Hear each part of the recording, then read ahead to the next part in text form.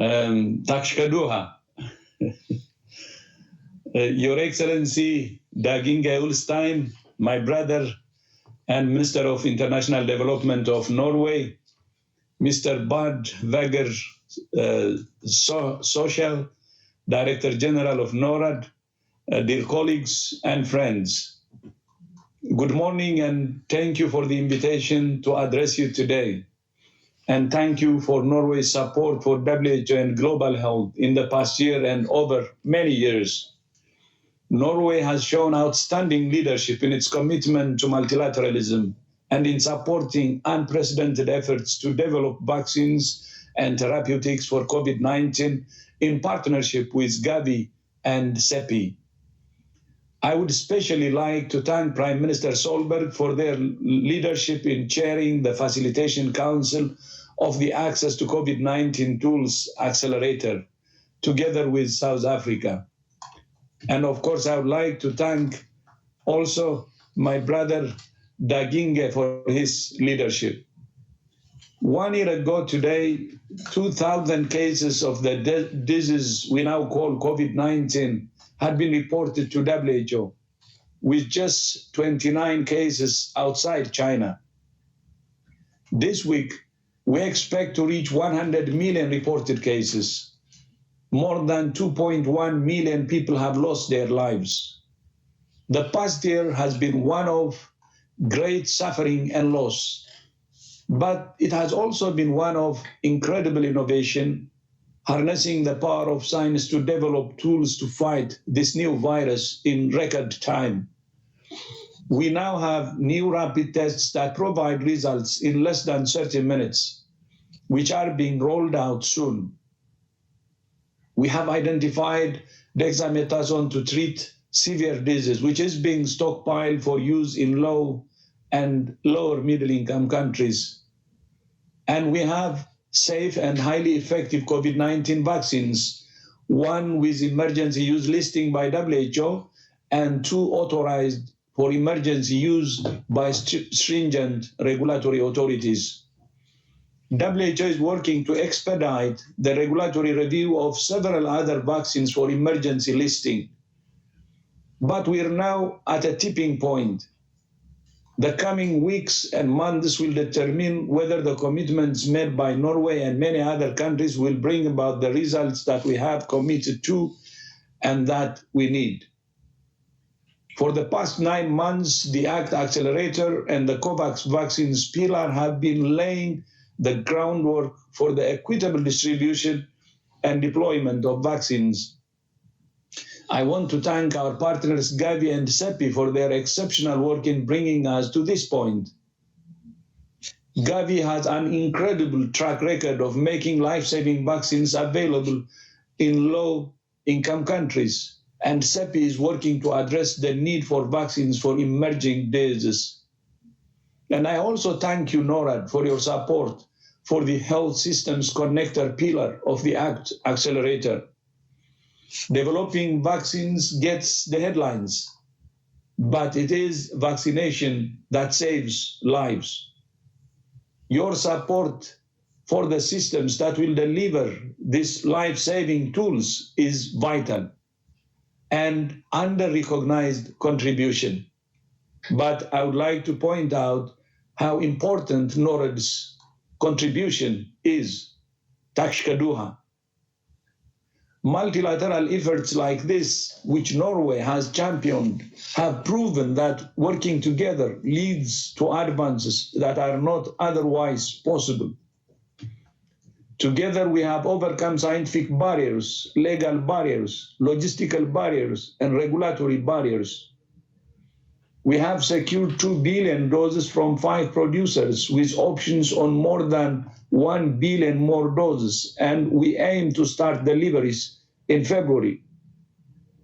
We have designed an unprecedented no-fault compensation scheme for serious adverse events, rare as they will be, that will cover every person in the 92 advanced market commitment countries who receive a vaccine through the COVAX facility. We also have an access and allocation framework, volume and price guarantees, stockpiles, and the COVAX facility to facilitate equitable access to vaccines, therapeutics, and diagnostics. In short, COVAX is poised to deliver what it was created for. But all of this work is at risk. I think Daginge has said it, and many of the things I will say, and I'm sorry for repeating, but it's very important. As we speak, rich countries are rolling out vaccines while the world's least developed countries watch and wait. Every day that passes, the divide grows larger between the world's haves and have-nots. Bilateral deals between countries and companies are putting the promise of COVAX at risk. At least 56 bilateral vaccine deals have been signed, which fragments the market, forces countries to compete, and drives up prices. COVID-19 vaccines are now being administered in 50 countries, nearly all of which are wealthy nations. 75% of doses have been deployed in only 10 countries. It's understandable that governments want to prioritize vaccinating their own health workers and older people first. But it's not right that younger, healthier adults in rich countries are vaccinated before health workers and older people in poorer countries. The situation is compounded by the fact that most manufacturers have prioritized regulatory approval in rich countries where the profits are highest, rather than submitting full dossiers to WHO. We're calling on all manufacturers of vaccines that meet international standards of safety, efficacy, and quality to prioritize their submission to WHO for emergency use listing. We must work together to prioritize those most at risk of severe disease and death in all countries. Vaccine nationalism is self-defeating and inefficient, leaving the world's poorest and most vulnerable people at risk. The emergence of rapidly spreading variants makes the urgent and equitable rollout of vaccines all the more important. To deploy COVID-19 candidate vaccines as early as possible, all UN and non-UN partners must support countries in the planning and preparation for the vaccine introduction. We need urgent action from governments, vaccine producers, and the global community to live up to their promises and work together to share access to vaccines. First, prompt and equitable dose sharing is critical if we are to overcome this pandemic. While so many European countries have made generous financial contributions to COVAX, it's just as important that COVAX receives timely donations of extra doses of vaccine. To put it bluntly, many countries have bought more vaccine than they need. It's critical that COVAX receives those extra doses soon, and not the leftovers many months from now. Second, we need support to close the funding gap of $26 billion for the ACT Accelerator this year, including $7.8 billion for COVAX. And third, even as we work to end the pandemic, we must learn the lessons it's teaching us.